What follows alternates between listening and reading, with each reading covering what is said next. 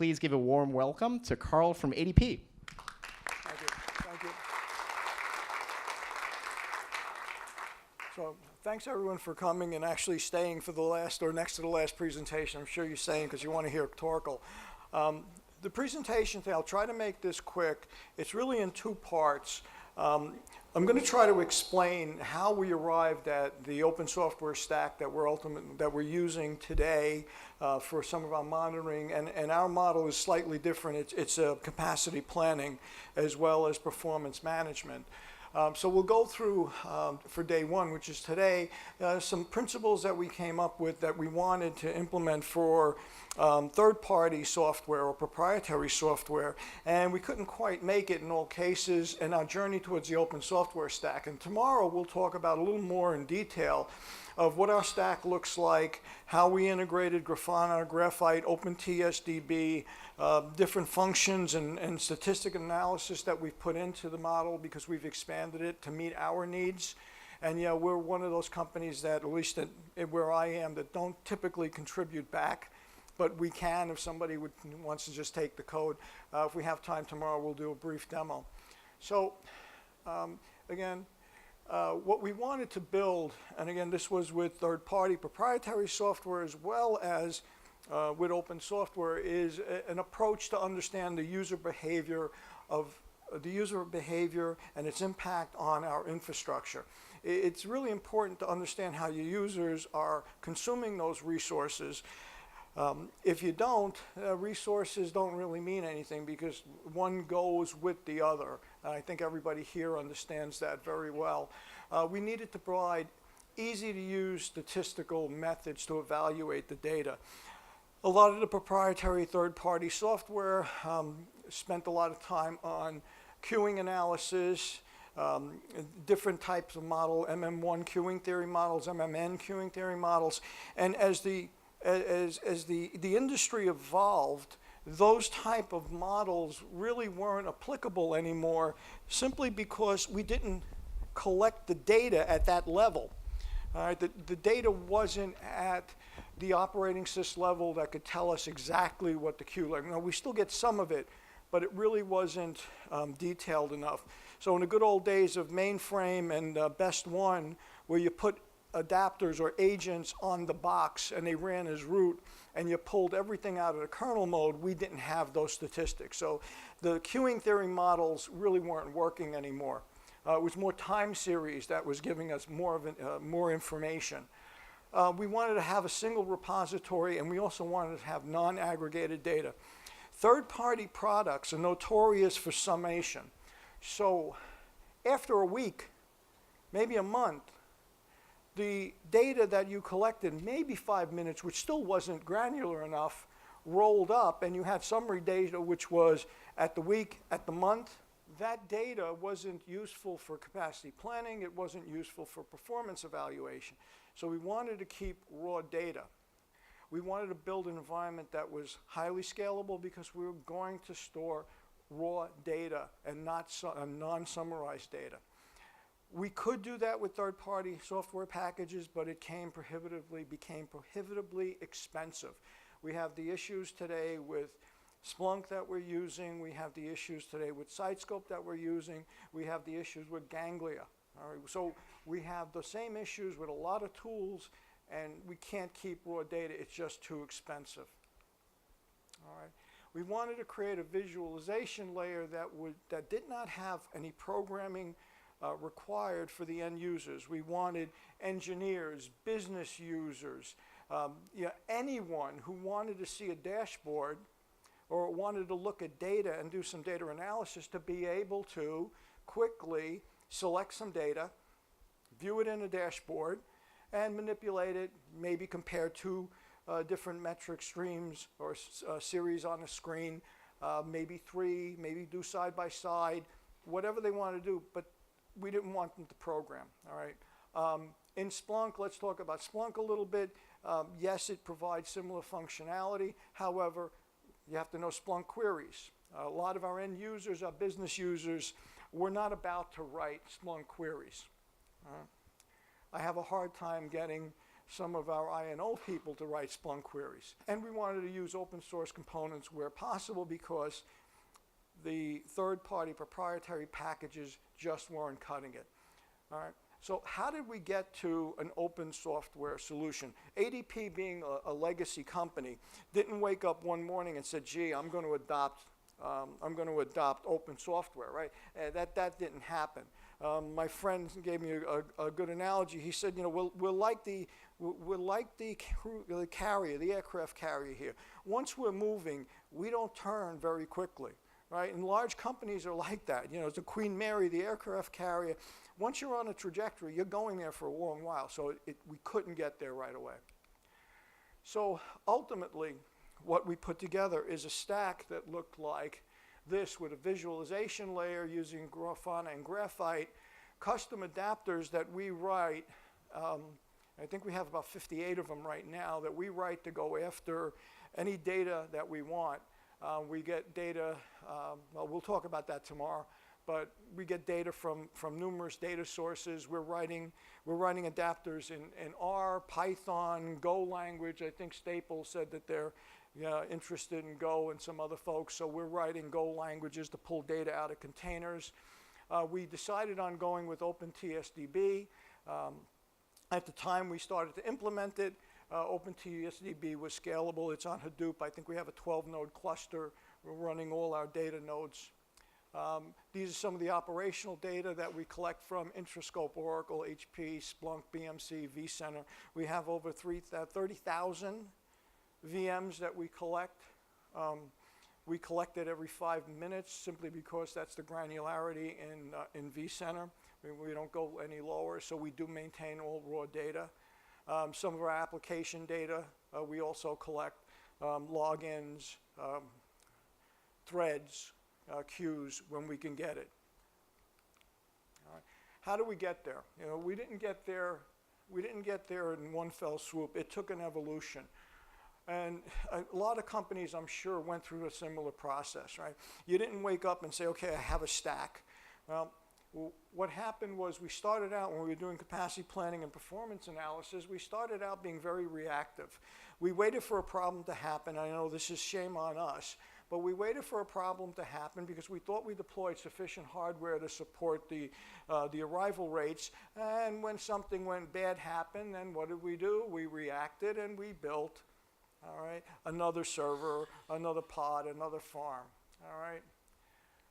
After we saw that that wasn't really working, we moved to a more proactive view of the enterprise, where we actually started to collect some data and put them into, at that time, regular models that we built with Excel. So the next thing after proactive, we went into an Excel base where we actually pulled the data from our end sources, put it in Excel, built models to understand the capacity and the performance. It was linear regression models, different types of correlation models that Excel had to try to understand the user behavior compared to the resource utilization on the box. As you probably are aware, that was really slow and it was really time consuming, and not too many people wanted to bother with all the math. Even though it was in Excel, you still had to know which math to apply. So it was difficult in that respect. So finally, and the first 3 steps probably took about, I don't know, a year. And then we lumbered on and we went to a proprietary software solution. BMC was the vendor, but there are many equivalent type of capacity planning vendors around. But as you know, with proprietary software, you get the salesman or woman coming in, and they're going to tell you how great and how wonderful it is. It's nice, it's neat, it's thrifty, it's new, it'll do anything you want. And then when you get it in-house, what happens? Well, it doesn't quite work, all right? Doesn't quite work the same way. And you really don't know what to do. You're bound to their development schedule. You're stuck. Asking them for a feature, and if it's not on their roadmap, having to get it on the roadmap. Sometimes you wait a year, 2 years, sometimes you don't get what you need. the whole proprietary software became really difficult for us to deal with, as well as being extremely expensive. And I'm sure many companies are going through the licensing with proprietary software. It's very expensive. So after that, we went to an open software solution. A couple of things happened when we started moving to an open software solution. Well, our costs really went down.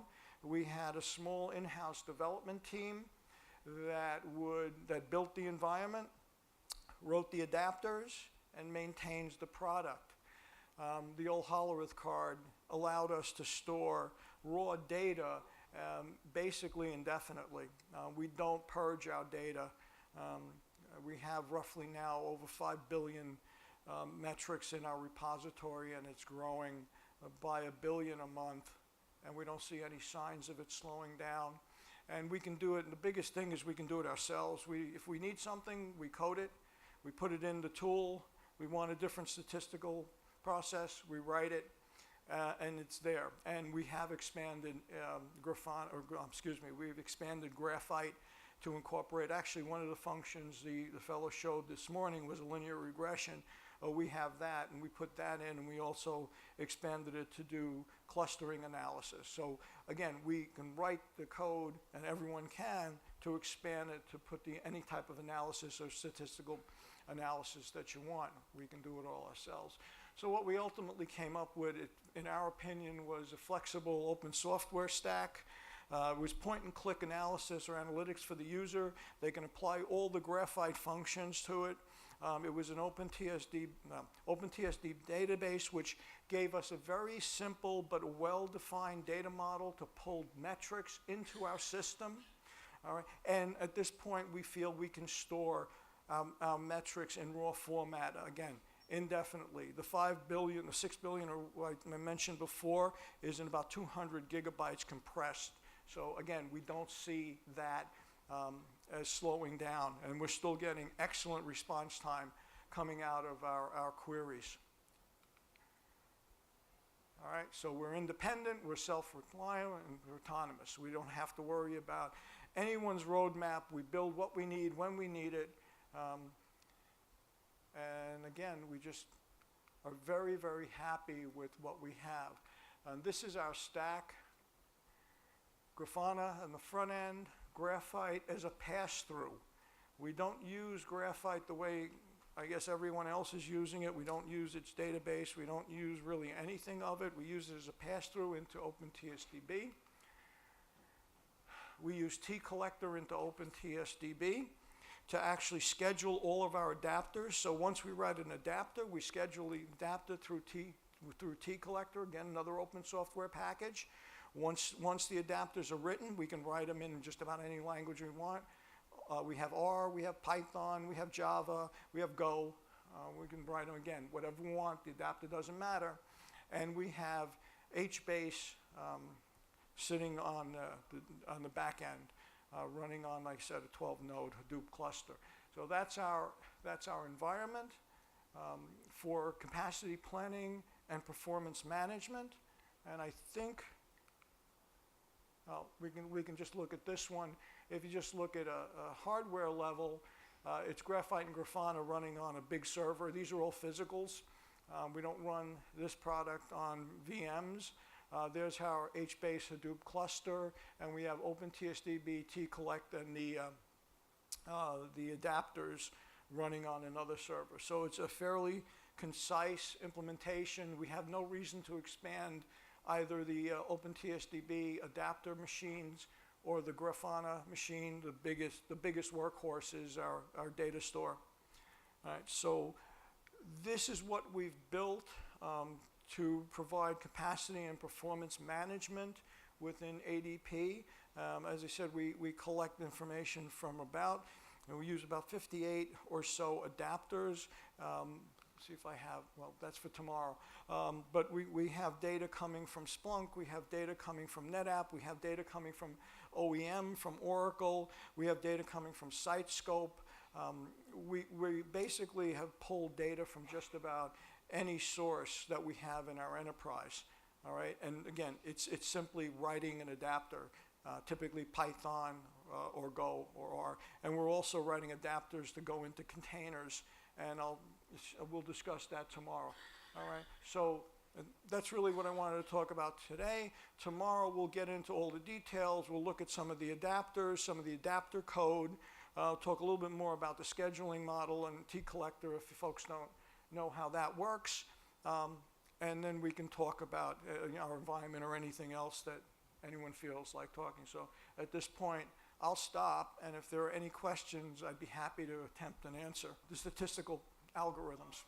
All right, I pass everything through, and I code all the stats in there. So if Grafana had all the statistics, hint, hint, all right, in Grafana, we really wouldn't need, for us, we wouldn't need graphite, but I didn't want to write all those functions in another package, so that was the easiest way to take advantage of all the statistical functions, and it was very easy to expand.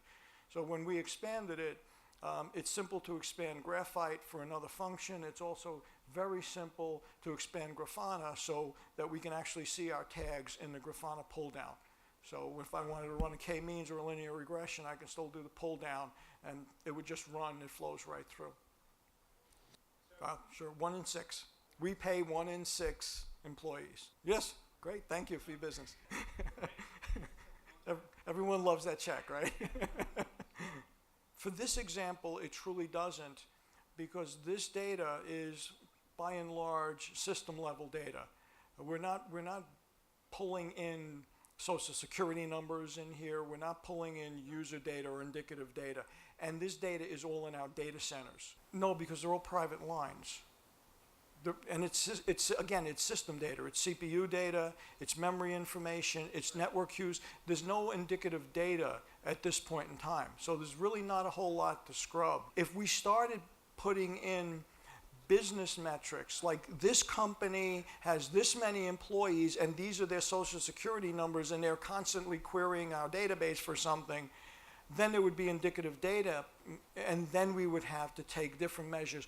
And what we do with indicative data is we block out the names, we block out social security, so social security numbers. So for example, if we needed to do a full-blown performance test, we can't really generate data generally, that large volume, so we have scrubbers that take out all the names, all the social security numbers, they cleanse that data so there's no indication of who belongs to that data, and then we can run an internal test in our data center. And even then, it never leaves the walls of our data center. So no individual, like I could not see your data. It's all blocked from me. DBAs can't see your data. It's all blocked from them. They have no view capability. They can add space to a database, but they can't see the data. Cool. Thanks so much, Carl. If anyone has any further questions for Carl, be sure to catch his more in-detail presentation tomorrow. So join me in thanking Carl for an interesting talk.